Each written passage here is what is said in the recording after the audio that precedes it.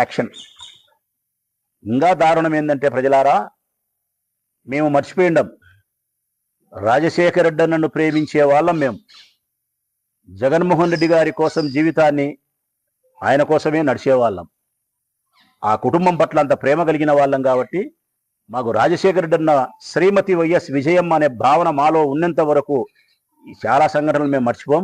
అందులో ఒక సంఘటన 2014-19 కాలంలో చంద్రబాబు నాయుడు గారు ముఖ్యమంత్రిగా ఉండే సందర్భంలో విజయమ్మ గారు ప్రయాణిస్తున్నటువంటి వెహికల్ను ఆపి ఒకసారి విజయవాడకు వచ్చేటప్పుడు ఒక చెక్ పోస్ట్ అదే పనిగా పెట్టి ఆపి, ఏదో కారణాలు ఉన్నాయి అప్పుడు ఆపి అవి కారును సోదా చేస్తారు.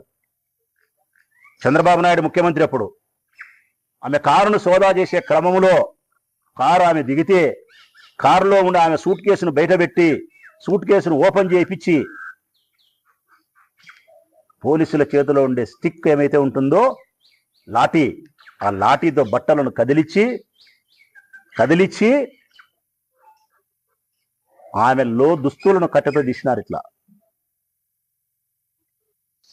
హృదయ విదారకమైనటువంటి ఆ సన్నివేశాన్ని నా బొందిలో ప్రాణం ఉండగానే మర్చిపోను. నేనే కాదు, రాజశేఖర రెడ్డిని ప్రేమించే వాళ్ళు ఎవరు మర్చిపోరు.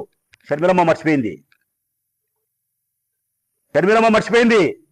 మేము మర్చిపోం.